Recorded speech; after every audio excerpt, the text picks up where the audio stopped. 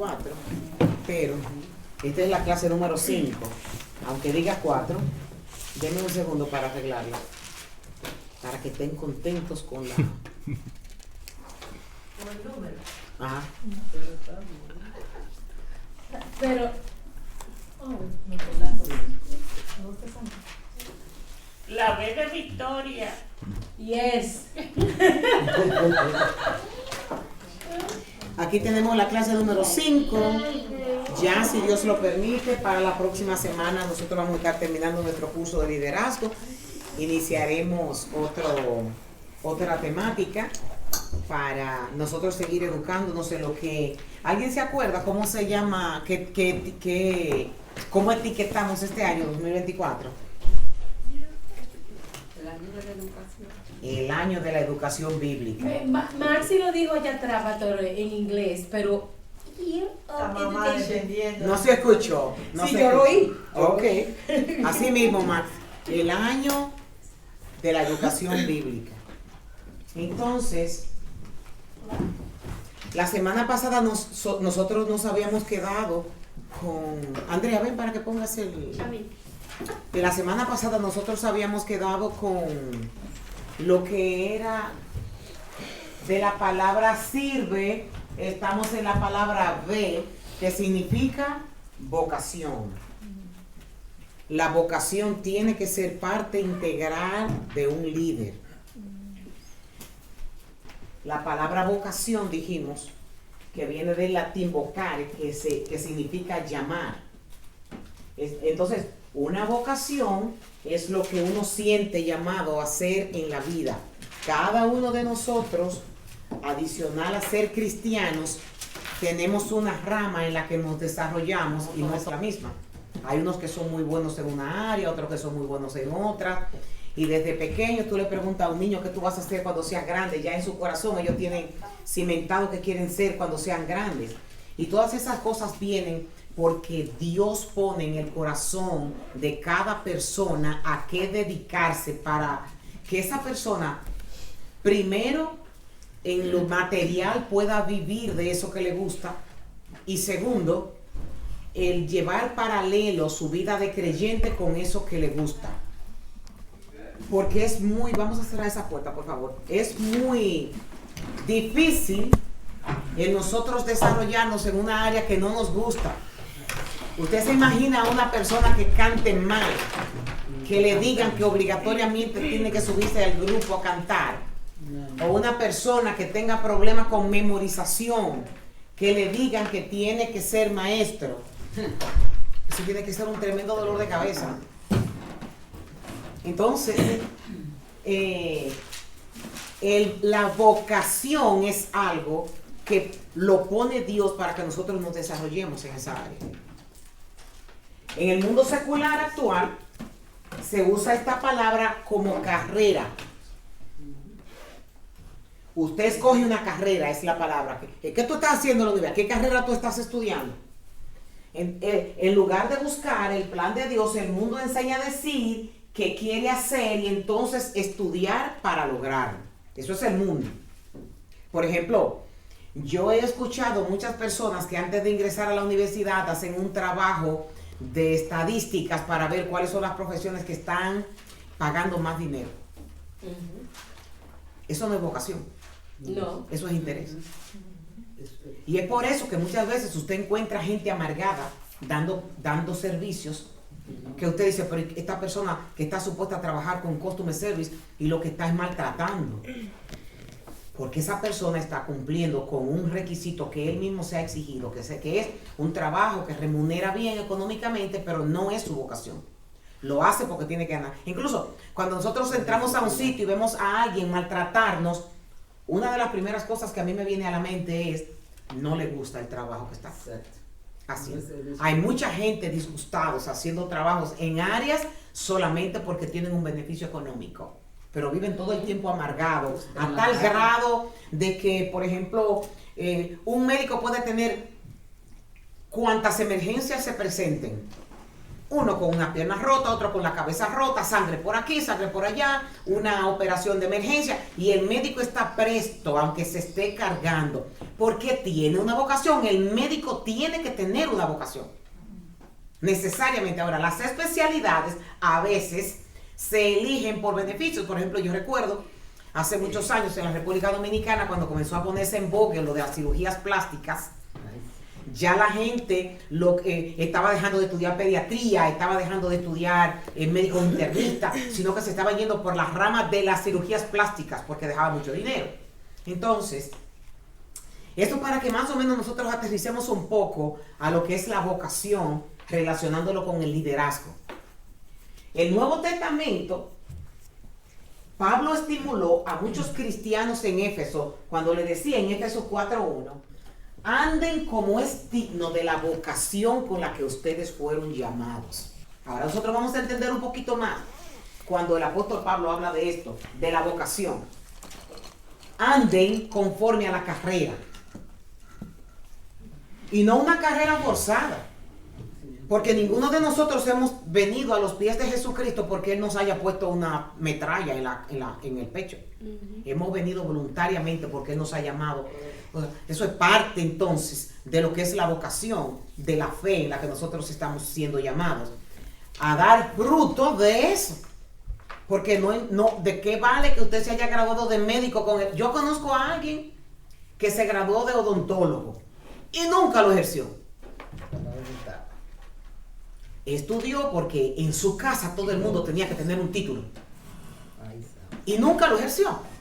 Entonces, nosotros como cristianos no estamos llamando a eso, a tener un título sin usarlo. Y Pablo aquí le dice a los efesios, anden como es digno de la vocación con la que ustedes fueron llamados. Sí. Yo precisamente tengo una tía que es psicóloga y ella solamente es porque todos son profesionales en la casa y ella no lo ejerció. Sí, pues son presiones que se tienen familiares de que todos fueron a la universidad, todos se graduaron y a veces se eligen una de las profesiones más sencillas, que menos dolores de cabeza era ser maestra. Sí. Porque siendo maestro uno no tiene que estudiar mucho y los trabajos no son tan difíciles, hay vacaciones de 3 meses, etcétera, etcétera. Y planifican todo eso. Mi hermano cuando era soltero, él decía, yo me voy a casar cuando me case con una maestra de pueblo. Porque la maestra de pueblo se tiene que acostar temprano, no le gustan las discotecas, no le gustan las fiestas, porque no pueden ir trasnochadas los días de clase en la mañana. Ese era mi hermano Juan, el que ustedes ven en la iglesia. Cuando él estaba soltero, él decía, y no la quiero de la capital, porque la de la capital, esas no se gastan. Esas hacen todo lo que sea en la noche y en el día que quieren entrar. De campo la quiero. Así que ya ustedes saben. El apóstol los estimuló para que adoptaran un estilo de vida que fuera compatible con lo que eran en Cristo, que es el llamado. Y el llamado en la Biblia es la posición de nosotros en Cristo, no como la posición es mundana, no con su posición en el mundo. Cualquiera que sea su vocación. Ok. En su carta a los Colosenses, el apóstol Pablo escribió que todo lo que nosotros hagamos. Miren, esto es impresionante cómo el liderazgo secular con el liderazgo eclesiástico, que es cristiano, va entrelazado una cosa con la otra. Porque el apóstol dice que todo lo que nosotros hagamos, lo hagamos de corazón, como si fuera que Dios nos está viendo. O sea, en la parte que nosotros nos desarrollamos en la vida secular, en el trabajo que cada uno de ustedes tiene, Dios dice, hazlo como que tu jefe te está mirando.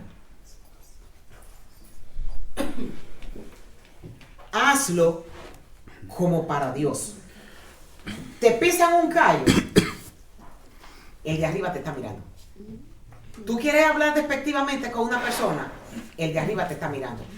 En tu trabajo. Es por eso que el apóstol Pablo dice, todo lo que ustedes hagan, háganlo como para Dios, sabiendo que del Señor nosotros vamos a recibir la recompensa de la herencia. ¿Y cuál es la herencia? Las promesas que tenemos en Cristo. Cualquier cosa que se haga, Dios lo llama a vivir como un hijo suyo, honrándolo a través de las acciones. El llamamiento es un llamado de Dios para obtener salvación en Cristo y cumplir una misión especial. O sea, la profesión en la que usted está hoy, lo que usted hace hoy, no está divorciado de su condición con Cristo. No está divorciado de su vida y el propósito que Dios tiene. Si Dios no tiene a usted haciendo algo, mire, no tenga en su mente que es ganando dinero para mantenerse. Hay un propósito en ese sitio donde usted está. Hay un propósito. Dijimos la semana pasada que Jesús era un carpintero. Casi nosotros nunca pensamos en el oficio de Cristo. Hablamos de eso. Y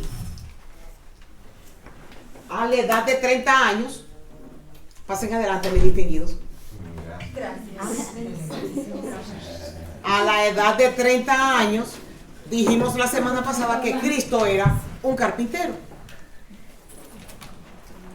Y nosotros, la Biblia no nos lo describe y nosotros no tenemos ningunos escritos en esos 30 años antes de su ministerio de lo que él hizo. Pero nosotros estamos completamente convencidos de que él vivía lo que decía. Vivía lo que le enseñaron, vivía lo que aprendió. Entonces, Jesús era muy conocido en su pueblo natal, y hablamos de eso la semana pasada, y tal vez por la amabilidad que mostraba cuando ayudaban a otros, con su vocación de carpintero fue reconocido.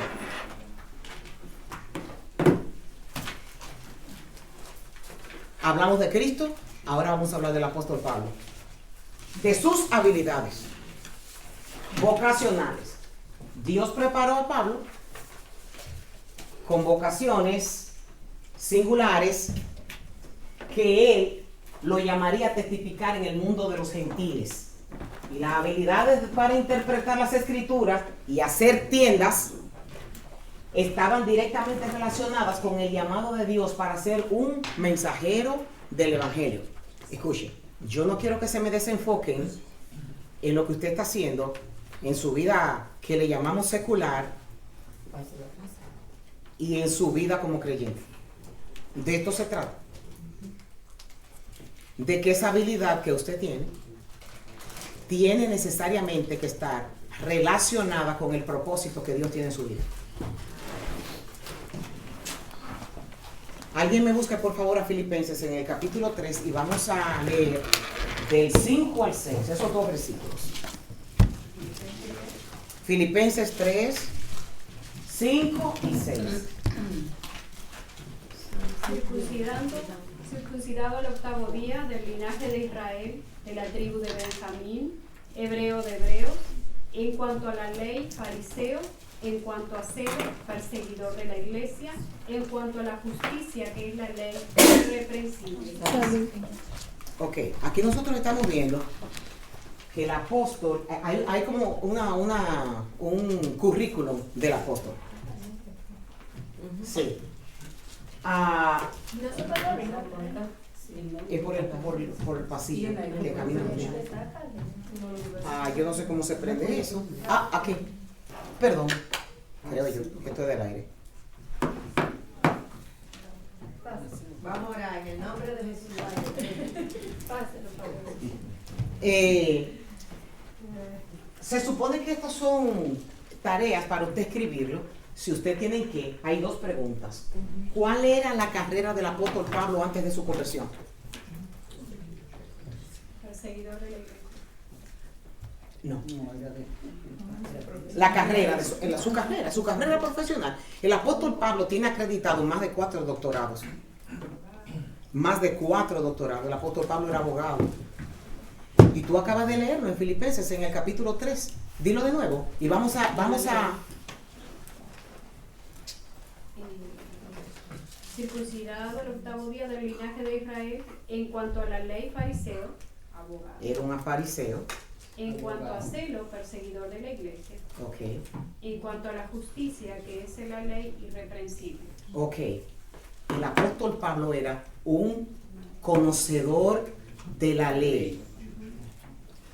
Para eso, yo se lo he dicho en otras ocasiones, los niños, desde que estaban como está Oscar Santiago, se les enseñaba. Actualmente, al día de hoy en Israel, lo que se enseña es el Pentateuco como materia. Como materia. Los niños tienen que aprenderse de memoria el Pentateuco.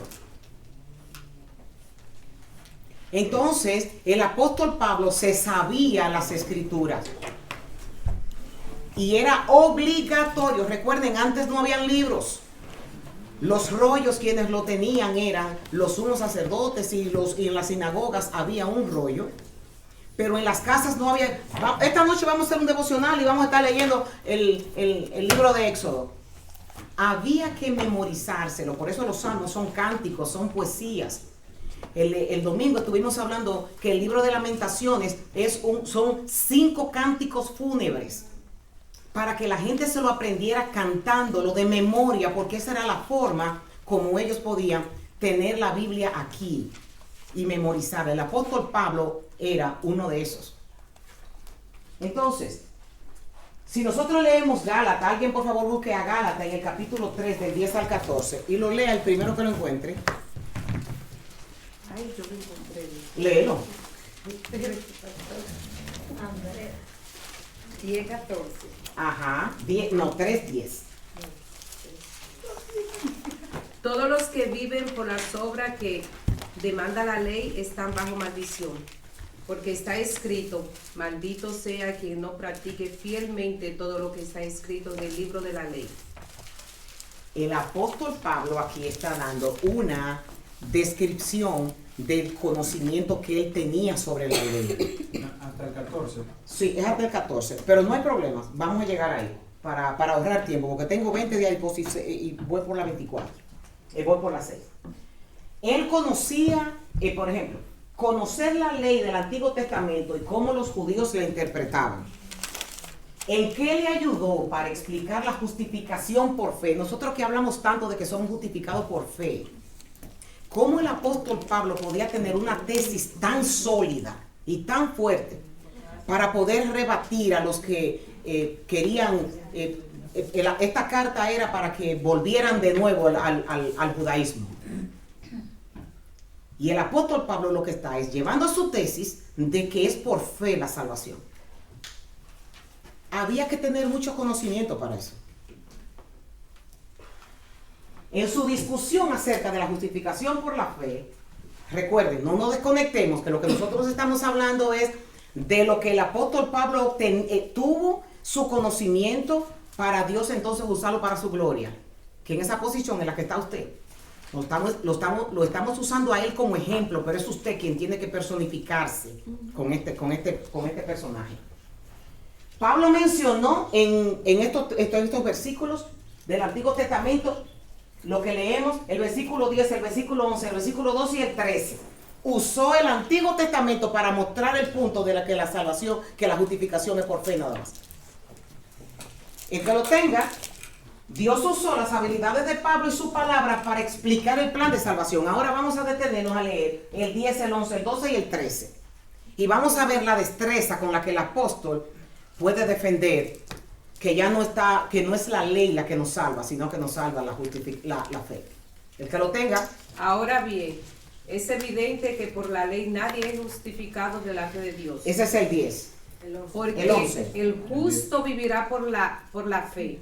La ley no se basa en la fe. Por lo contrario, quien practique estas cosas vivirá por ellas.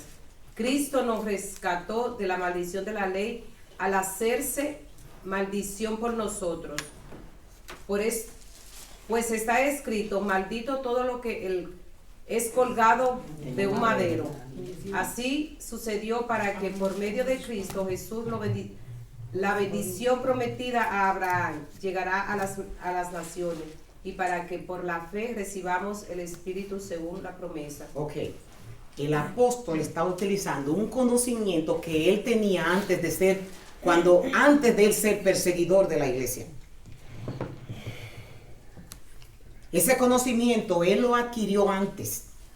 Después de él haber sido llamado por Cristo, fue que él comenzó a conectar la salvación, pero la parte que él conocía antes.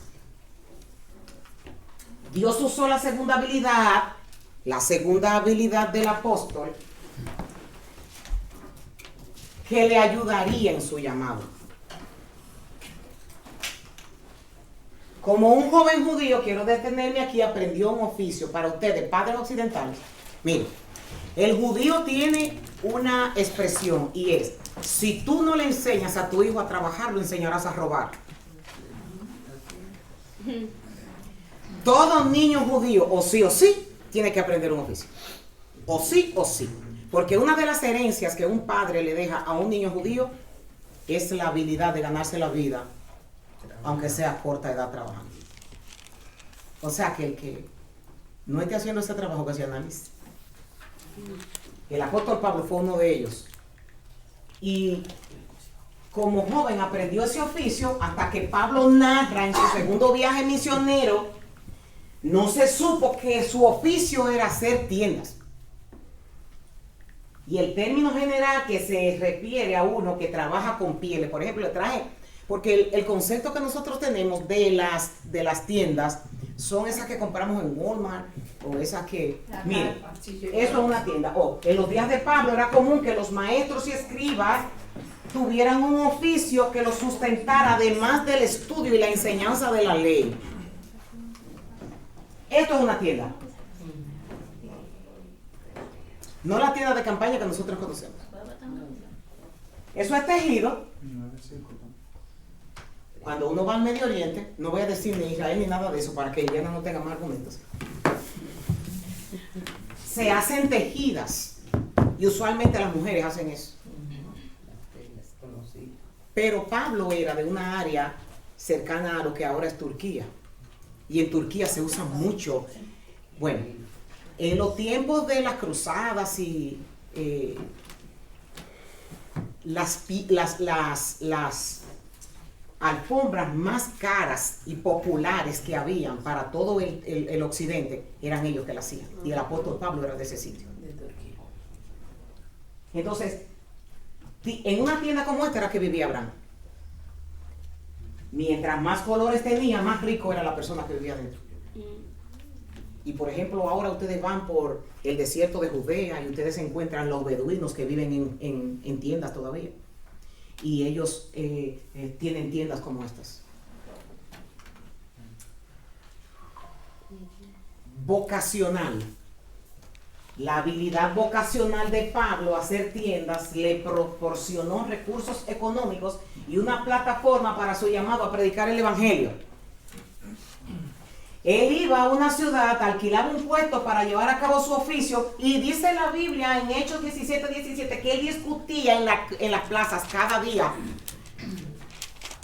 porque él aprovechaba, se ponía en un sitio, comenzaba a vender sus tiendas, y el populacho que iba a ese sitio a comprar, que era en el lugar en donde estaban los mercados, ahí él usaba eso como si fuera un púlpito para predicar.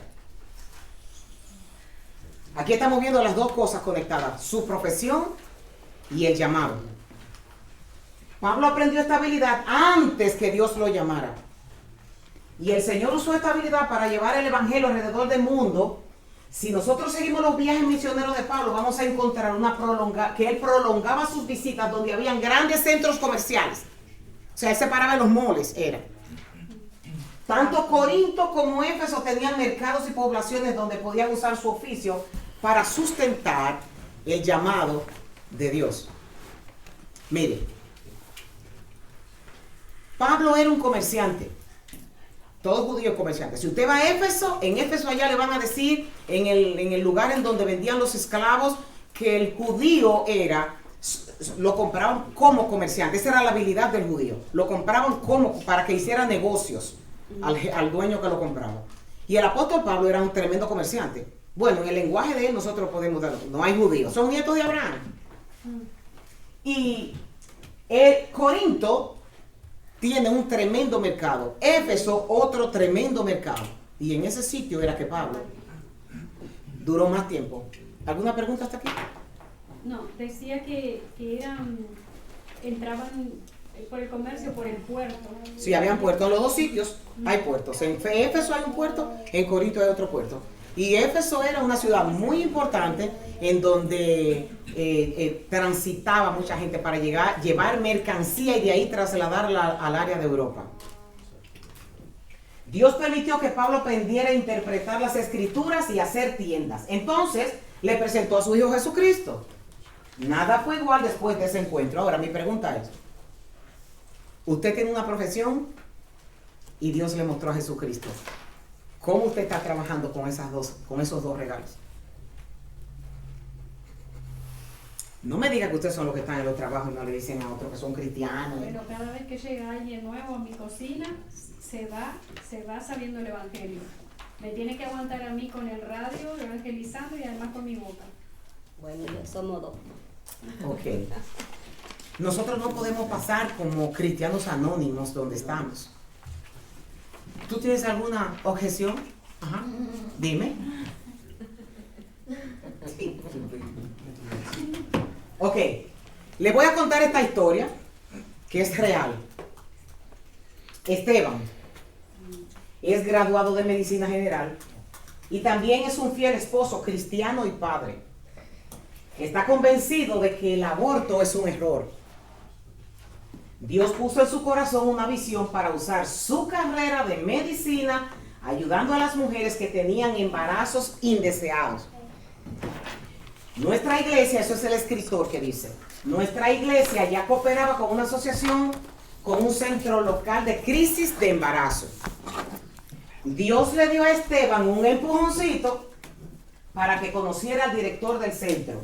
Y pronto, ambos estaban hablando de convertir el centro en una clínica.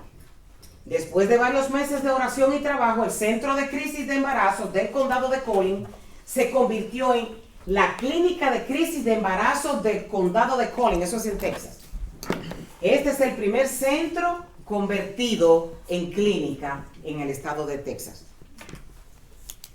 La clínica ofrece gratis el examen de embarazo y los de formación de confirmación.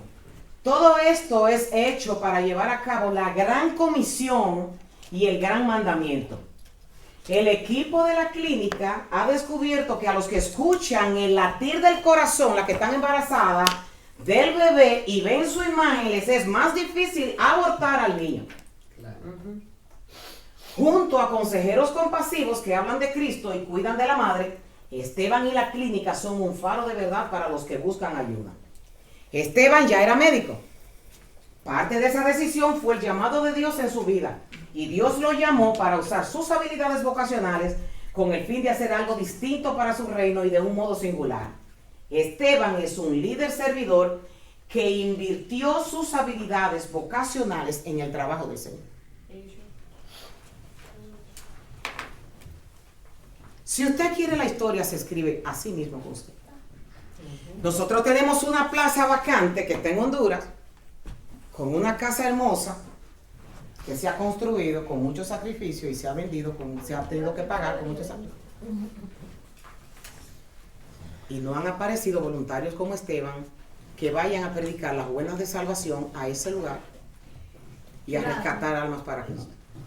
Pero yo quiero que usted se vaya con eso en su corazón. A veces uno siente que está perdiendo el tiempo o que va a perder su juventud en una cosa como esa.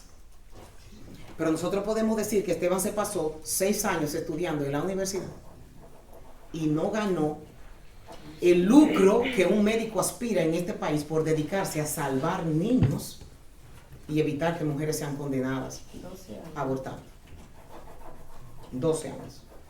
Entonces, le dejo esto como tarea y que el Espíritu Santo toque a lo que Dios está llamando para este trabajo. Porque le voy a decir algo. ¿Sabe por qué Dios no ha levantado misioneros para Honduras? Porque es de aquí que lo quiere. Es de aquí.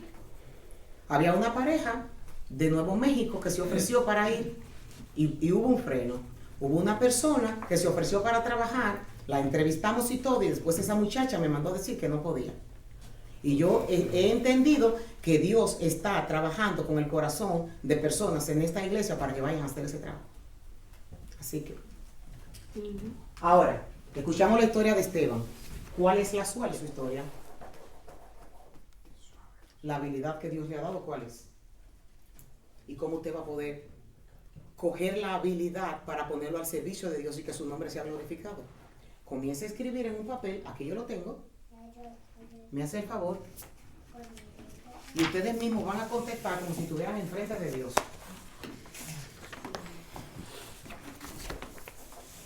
No la llenen ahora, órenle al Señor antes de llenarla, no me la tienen que devolver, pero contéstenle a Dios sus excusas, a mí no me las digan. Ok, vamos a hacer un sumario y es de lo que nosotros ya hemos hablado. Una vocación es lo que usted hace para satisfacer las necesidades en esta sociedad. Dijimos que la palabra vocación viene ¿de dónde? Servir. De llamado. Que actualmente nosotros llamamos carrera. Una habilidad profesional es una destreza que se aprende para mejorar su carrera en la vida. Y en la Biblia el llamamiento es la posición de uno en Cristo, no la de uno en el mundo. No es una sola. Sí.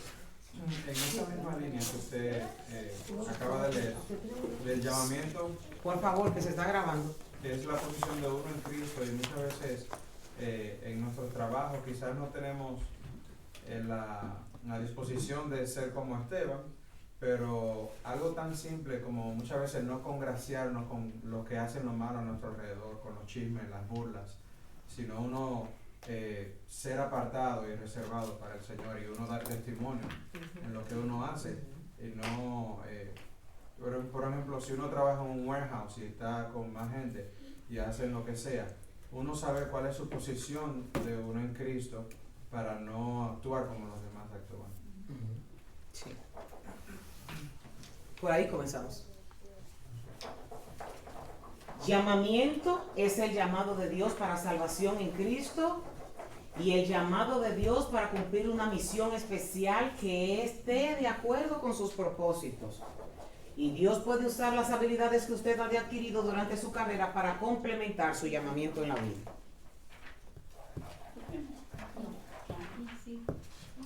¿Alguien puede decirme el llamamiento con su carrera? Llamamiento con su carrera.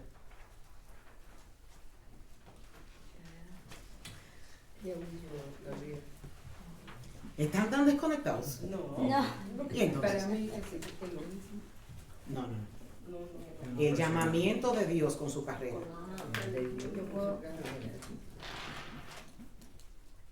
Aunque nací en un hogar cristiano, cuando entré a la universidad y toda mi juventud la pasé en la iglesia y participaba en todo, y yo vi a mi mamá y a mis abuelos sirviendo, pero cuando entré a la universidad me desconecté mucho por estar, o sea, yendo o sea, para sobrevivir, para ser un suceso. Pero cuando empecé a ganar mucho dinero en una compañía y trabajaba un domingo sí, un domingo no, y yo estaba nada más asistiendo a una iglesia bautista y yo nada más era ujier, solamente, o sea, ya tenía estudios bíblicos, pero yo no servía, yo nada más era ujier. Y entonces me dolió mucho y sentía mi vida muy vacía. Porque aunque tenía matrimonio, 2 hijas, pero me tenía muy vacía porque yo no podía ir a la iglesia. Porque los domingos que yo no trabajaba, alguien estaba enfermo, alguien estaba de vacaciones. Entonces, para no hacerlo muy largo, ganaba demasiado dinero. Entonces yo empecé a orar y digo, esto no es lo que yo quiero para mi vida. Mucho dinero, manejaba hasta un BMW y todo eso. Y yo no, entonces empecé a orar. Porque ya yo no me sentía feliz con ese montón de dinero y yo no iba a la iglesia. Entonces empecé a orar que encontrara una iglesia, primero que me encontrara un trabajo para dejar ese. Y empecé a orar que encontrara una iglesia donde yo podía servir y que me iluminara, para qué me quería Él. Entonces yo a los 6 meses encontré un trabajo. Y entonces yo renuncié de ese trabajo y yo también oré que aunque hiciera menos dinero. Okay. ¿Ves? Entonces, ¿qué pasa? Que ahí yo me di cuenta que Dios en realidad, o sea, me había escogido para servir, porque la iglesia donde me congregué era en español y donde yo era ungida era una iglesia americana con mi familia. Sí, aquí le estás relacionando Sí. el llamado que tuvo, que lo descuidó, y después el Señor por misericordia volvió y la llamó. Seguimos con tu historia, Lea, porque si no, no tengo tiempo. Gracias, Lea. Ok, aquí nosotros tenemos, esto va a ser tipo ejercicio, se supone que tiene que ser escrito, pero no para poder avanzar.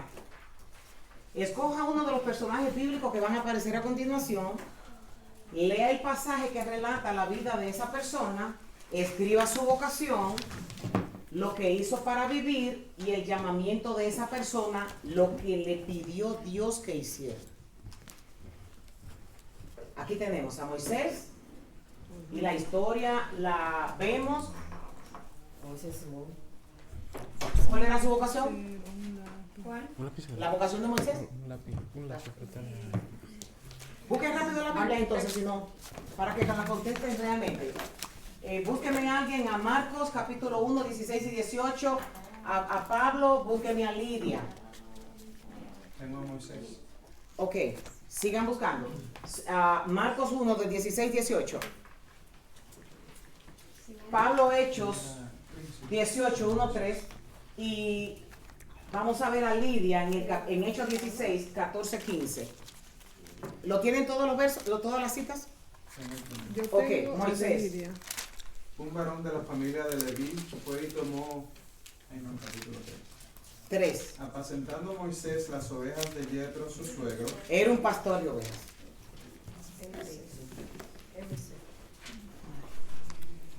Y el llamado de Dios.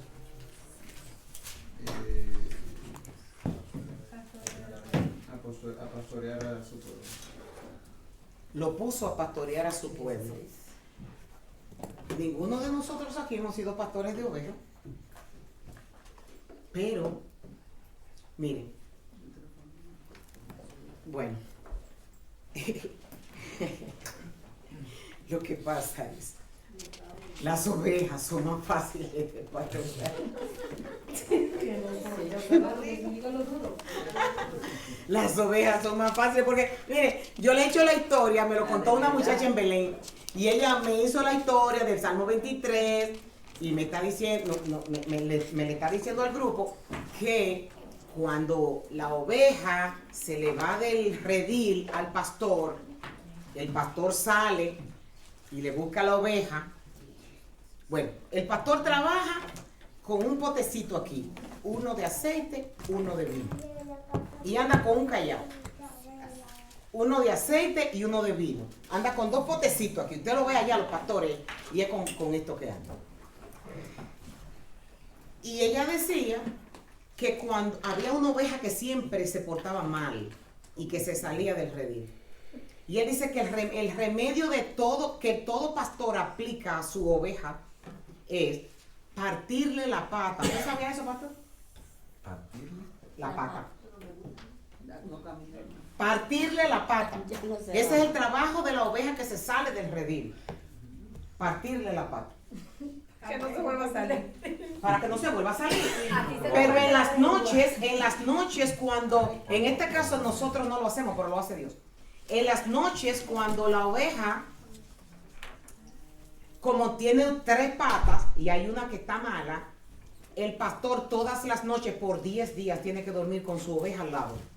Y coge el aceite para pasarle todos los días por esa patita que él mismo le rompió. Para que se le sane otra vez. Se le sana, pero ¿qué pasa? Que cuando la oveja se sana, la oveja está enamorada de su pastor porque duerme todos los días pegadita de él y todos los días anda caminando más cerca que todas las ovejas al lado de su pastor. Que no se va a descarriar otra vez. Y no se va a descarriar más. Eso es cuando son ovejas, pero la Biblia no nos habla de cuando hay cabras y ovejas. ¿Qué hacer con ellos?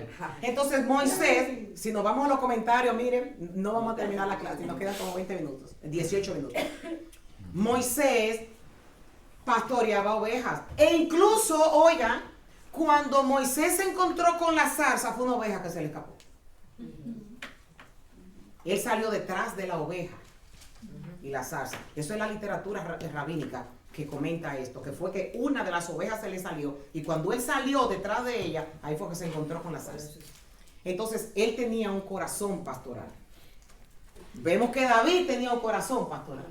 Vemos que Cristo se identificó como el pastor de las ovejas también. O sea, fue primero trabajado en una área para después trabajar en la otra. Pedro, pecador. ¿Y qué le dijo Cristo? Ya tú no más vas a ser, sino le dio en la misma profesión otra connotación. Pablo, ya lo describimos. Vocación y llamado. Lidia, una vendedora. Una mujer rica. La púrpura era costosísima. Esa era la tela que se le vendía a las personas que estaban en eminencia. Era una mujer rica, ¿y qué hizo ella? Ella utilizó su riqueza para albergar a Pablo y usar sus medios económicos para evangelizar también. O sea, estamos viendo cómo... Negociante, ¿por qué te dijo que era Lidia? Sí, ella era vendedora de púrpura, vendedora de telas. La única que vendía tela morada por esos sitios. Ahí está Gladys. Sí, pastor, era Ok. en Tiatiana. Para nosotros poder... Tiatiana. Nosotros vamos a complementar el acróstico que hemos hecho desde que comenzó esta clase, que es la palabra sirve. Y vamos a definir la palabra entusiasmo, que es la última. Y vamos a ver cómo esta palabra se relaciona con usted como líder. Verá qué papel, por ejemplo, desempeñó Apolos. Observará cómo Juan el Bautista le dio ejemplo de la pasión por la pasión bíblica y el principio del liderazgo como servidor. ¿Usted ha conocido a alguien muy entusiasmado con lo que estaba haciendo y que nada parecía desalentarlo y que estaba ansioso por hacer su trabajo y que se le notaba? Identifiquen a alguien aquí en la iglesia con esa característica. Yo soy muy entusiasta. Yo. Para mí. Y después. Eso lo ven los otros. Identifiquen ustedes aquí en la iglesia. ¿Quién es un líder incansable, trabajando? Y no es de los que se quedan en el camino. Ay, Marina. Ay, no. Te amo, Marina, te amo. Vamos a dejar a Marina ya, que Marina la cogimos de ejemplo en la otra clase. Yo no puedo creer que aquí todos se caen haciendo algo. Yo no puedo creer. Para mí la hermana Carmen Peña siempre está llamando para las comidas y lea aquí, lea allá, o sea, que ponéis cosas en el chat. Y Liliana, no hay quien la pague la oración. Ya. Exacto, Liliana es una líder entusiasta. Yo estaba en su casa antes de venir para acá y Claudia decía que Liliana los domingos, oye, ella estaba mortificada porque no podía venir a la clase hoy para ella atrapar el que va a orar en la semana. Y ella decía, los domingos, ella no saluda, ella va y se le tira en el cuello a la gente, mira, te quiero orar para el jueves. Para ella hacer una lista de quiénes son los que van a orar. Esa señora, 88 años, 70 y pico de años en el evangelio. Metodista también retirada con nosotros. Para su momento, que luego, pero Andrea. Sí, Andrea es muy persistente. Andrea también. Lo que pasa es que yo como pastor no puedo decir, ustedes son los que tienen que visualizar quiénes son las personas que no se caen desde el día 1 que están ahí. Entonces, la palabra entusiasmo viene de una palabra griega que literalmente significa en Dios, significa entusiasmo. Y nuestra palabra adquiere el significado de Dios en usted. ¿Por qué? Porque los griegos interpretaban que una persona que tuviera fuego y entusiasmo era porque los dioses habían puesto eso en el corazón. Y Dios estaba con esa persona. O sea, el Dios de ellos. Pero ellos no estaban bien, ellos no estaban perdidos en ese pensamiento porque ya hicimos esto, la lista. Más adelante vamos a conectar por qué la palabra griega dice esto. Ya dijimos, hicimos la lista de 2 personajes, 3 personajes y pusimos la reseña de cuál es el entusiasmo que muestran. Este es el examen, ya lo pusimos. y vamos a describir ahora lo que es entusiasmar en griego. Aunque esta palabra en el Nuevo Testamento no aparece, se hace énfasis en que la presencia de Dios da energía al creyente. O sea que cuando ustedes ven a alguien entusiasmado en la iglesia, eso no sale de la nada. Ese sentir lo pone Dios en esa persona. Para que nadie coja ninguna gloria, que Dios es que lo hace. Y si usted es de los que se cae y no tiene ese entusiasmo, comience desde hoy a orar, que Dios puede, que los que estamos aquí podamos ver cómo Dios opera en usted, teniendo entusiasmo constante por sus cosas, no cayendo, pase lo que pase. Por ejemplo, Juan 14:20, rapidito, vamos a leerlo. Wow, me quedan 7 láminas todavía. Juan 14:20, y vamos a leer ese entusiasmo puesto en acción por Dios. En aquel día vosotros conoceréis que yo estoy en mi Padre, y vosotros en mí, y yo en vosotros. Esto es algo que Cristo dijo para darnos gasolina a nosotros. Juan 20, 21 y 22. Juan 20, capítulo 20, 21 y 22. ¿Qué dice? Entonces Jesús les dijo otra vez, paz a vosotros, como me envió el Padre, así también yo os envío. Y habiendo dicho esto, sopló y les dijo, recibid el Espíritu Santo. Ok. Esa acción de Cristo en nosotros es lo que hace que ese fuego no se apague para hacer el trabajo de Dios. Mateo 28, 18, 20, por favor.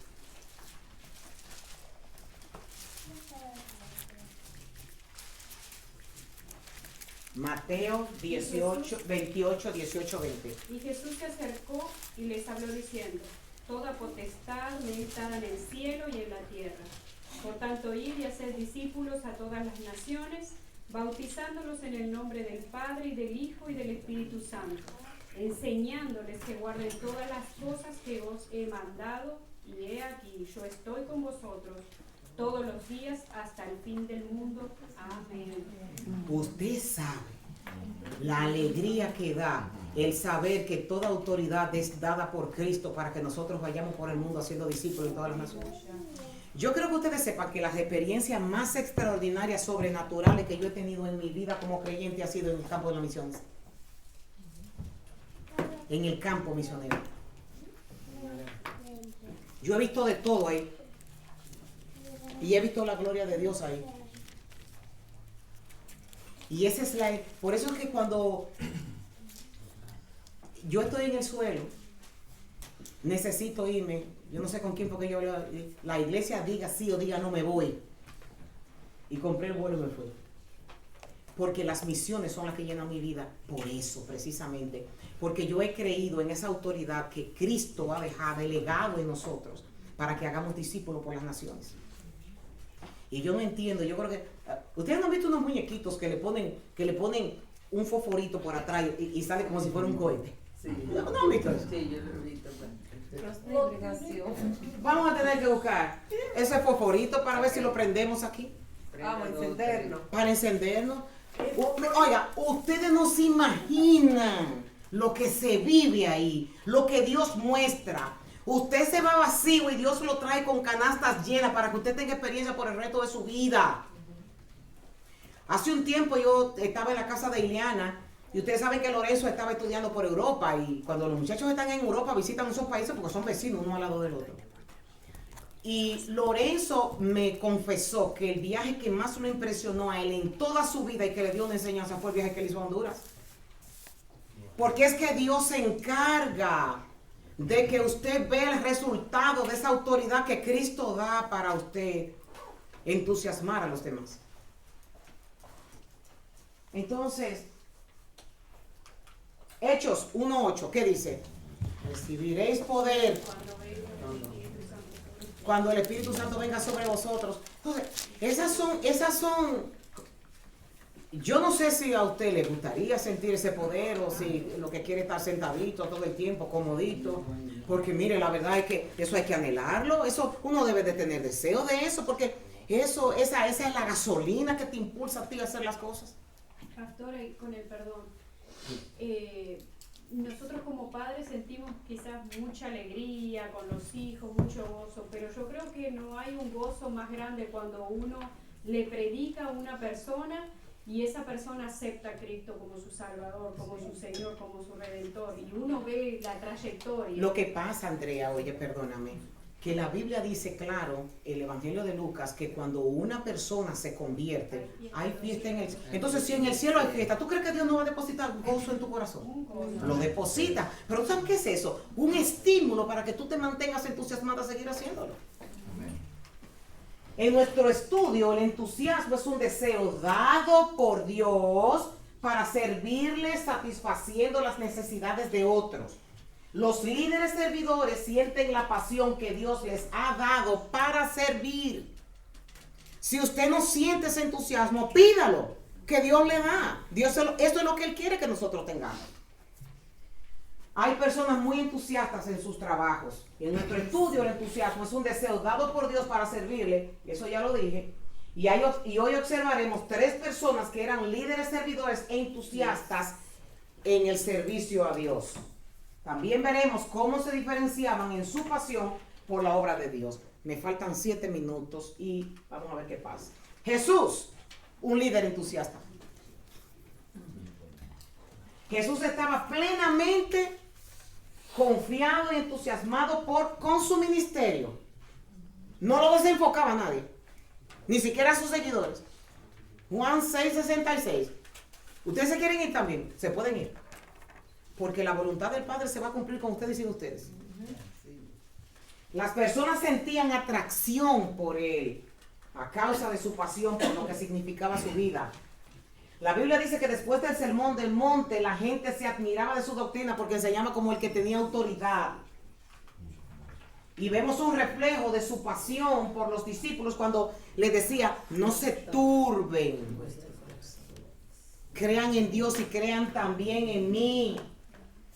Y los estimula y le dice, no. Por eso es que nosotros cuando leemos la historia de los mártires, decía, pero ven acá, y ese masoquismo de esta gente que se van directamente a que era que su vida lo tenían por basura, porque entendían que había una promesa con mucho poder para eso.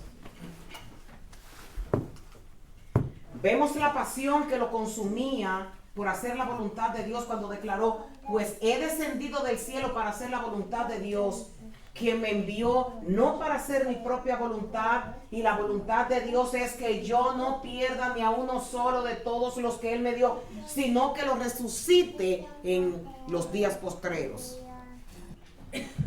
Estos son versículos para nosotros llenarnos de esperanza, para llenarnos de gozo, de alegría, para que se nos encienda esa mechita y nosotros saltemos como un cohete. De que quién podrá, como dice el apóstol Pablo, y quién puede meterse con los hijos de Dios. Ni ángeles, ni principados, ni muerte, nada. Cuando Pablo se le acabó la lista de decir cosas que no podían meterse con nosotros, dice, ni nada creado podrá separarnos del amor de Dios que es en Cristo Jesús. Jesús sentía una gran pasión por su misión y lo demostró. ¿Estás tú entusiasmado con lo que haces?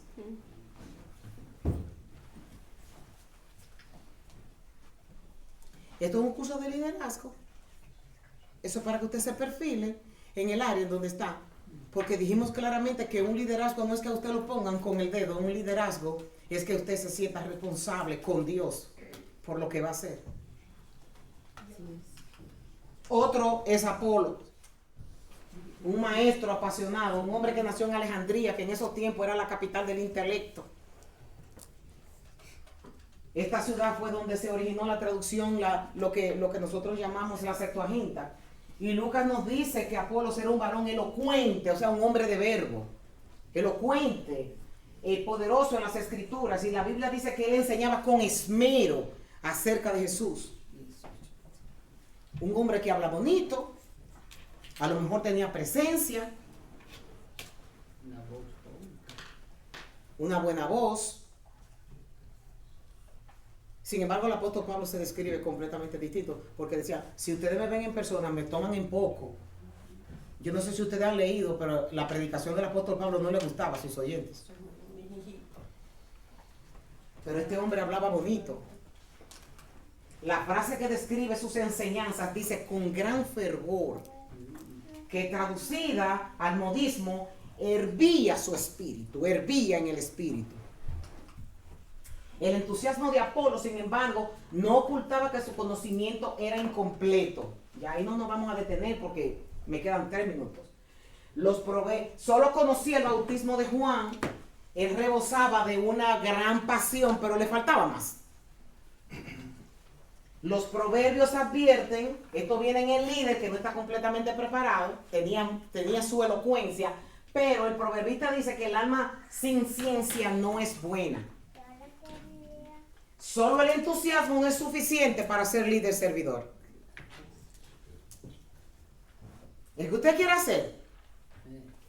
Mire, el líder servidor y entusiasta es el que no se cae y que se mantiene ahí en lo mismo. Lucas nos dice que Priscila y Aquila recibieron a Apolos en su hogar y le expusieron más exactamente el camino de Dios. Se llamaba tutor al que hace lo que ellos quisieron. La pasión debe ser equilibrada con un espíritu semejante al de Cristo y un conocimiento completo de Dios. Los líderes viejos tienen que trabajar con los nuevos líderes y ayudarlos a que lo que le faltaba a Apolo fuera completado por la experiencia que ya usted sabe que es. El número 3, Juan el Bautista, un líder servidor. Me pegan 3. ¿Alguien puede leer, por favor, para que me ayuden? Juan también reafirmó que él no era el Mesías. Había sido enviado antes, era escogido de Dios para preparar el camino del Señor. Entonces Juan se refirió a una analogía de la vida diaria. Dijo que solamente el esposo toma esposa. El amigo que atiende al esposo es casi siempre su mejor amigo. Su gozo y trabajo terminan cuando le entregan la esposa al esposo. Juan dijo que su gozo era completo porque las personas estaban aproximándose a Jesús. Concluyó comunicando la alegría verdadera de un líder servidor. Dijo, es necesario que él crezca, pero que yo minta. El ministerio de Juan el Bautista fue acercar a todos a Cristo. El llamado principal del líder es llevar a todo el mundo a Jesucristo. Y eso que le dije que se lo aprendieran de memoria, la semana pasada se lo dejé para que cada decisión que ustedes tuvieran que tomaran ese versículo en cuenta. Cada discusión en la que ustedes tenían que enfrentarse, que tomaran ese versículo en cuenta. Es necesario que yo mengue para que él crezca. Juan estaba pleno de gozo porque Dios estaba cumpliendo su voluntad. Y muchas veces aquí en el liderazgo terrenal lo que nosotros hacemos es que nos enojamos cuando Dios está cumpliendo el propósito con algo. Y se levantan hasta celos cuando surgen personas que Dios está sacando para ponerlo en otros planos. Pero Juan decía que él tenía que menguar para que Cristo fuera exaltado. Los líderes servidores se gozan cuando se hace la voluntad de Dios. Ellos saben que deben menguar y que Cristo debe crecer. Y esta actitud es consecuente en el primero y en el segundo, el principio de liderazgo del servidor. Nos vamos de aquí concluyendo que Dios es la fuente de la pasión. Y el gozo de Juan era diferente al entusiasmo de Apolos. Apolos tenía la pasión aunque desconocía todos los hechos. Juan, sin embargo, sentía un gran gozo porque vio completar el plan de Dios en sus propios ojos. La Biblia dice con toda claridad que el Espíritu Santo de Dios es la fuente de la pasión en el creyente. O sea, que es muy triste el reconocer que no se tiene entusiasmo, ya que el Espíritu Santo es quien da este regalo. Es muy triste eso. Pablo declaró que Cristo en vosotros, lo cual quiere decir que es la esperanza de gloria. No generemos esperanza por nuestra cuenta. Dios no imparte la energía nos imparte la energía mediante el Espíritu Santo, y Jesús prometió que el Espíritu Santo sería nuestro consolador. La pasión y el entusiasmo por el ministerio definitivamente vienen de Dios. Así que a llorarle al Señor. Padre, pon ese entusiasmo que no tengo y ponme esa persistencia. Los líderes servidores se humillan y esperan que Dios los exalte. Los líderes servidores siguen a Jesús en lugar de buscar posiciones. Y por último, hablando del entusiasmo de ustedes, ¿qué ha hecho Dios arder en su corazón para hacer su misión en la tierra? Ay, Dios. Wait. La pregunta es para ustedes. ¿Qué ha hecho Dios? Ok. Él te salvó, pero la pregunta es otra. ¿Qué ha hecho Dios que arda en tu corazón Predicar su palabra. para hacer la misión en la tierra? No es predicar el evangelio.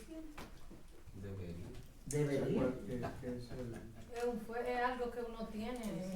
Hablar de su palabra siempre. Arde el corazón de ustedes por hablar de la palabra. No, a mí me ha hecho entender que sacrificó a su hijo para yo pueda acercarme y tener una reconciliación con Dios. No fue lo que Dios hizo por nosotros. No es lo que Dios ha hecho por nosotros. Para desarrollar. Es la pasión que Él ha puesto en nosotros. Para conocer Bueno, el sacrificio a otro. No hay sitio que yo vaya, que yo converse con alguien, que la palabra de Dios no esté ahí. Siempre. Tiene que salir por algún lado. Hay que hablar de la palabra. De mi salón no se puede ir nadie sin yo decirle a alguien algo yo tengo Bueno, que lo decir. que arde en mi corazón fue que a mí me desahuciaron y poder decirle a una persona enferma que el Señor puede hacer lo imposible posible. O sea, Okay. es lo que a mí me... Cuando yo bendigo. Bueno, dedique un momento en esto y considere en oración y escriba la respuesta, llévesela para su casa y le escribe para usted. Y la pregunta es, lo que hago por Dios, que más hace latir mi corazón aceleradamente, es las misiones. Usted la misión. Porque Por eso es que yo estoy contestando la pregunta, pero eso es para yo poder ayudar a que ustedes puedan tener su respuesta. Y la otra, si pudiera hacer algo por Dios, sería... Esa pregunta es que tenemos que tener propósitos. No podemos conformarnos con pasarnos nuestra vida cristiana sentada los domingos y viniendo los miércoles aquí. Eso es lo más fácil del creyente. Si pudiera hacer algo por Dios, yo estaría en Casa de Esperanza buscando mis 200 muchachitos. Y hay dones también específicos de cada persona. Sí, yo estoy hablando de los míos. Usted tiene que contestar esas preguntas para usted. Pero no se trata de nada para nosotros, se trata que todo sea para la gloria de Dios. Amén. Pastor, nos despide en oración.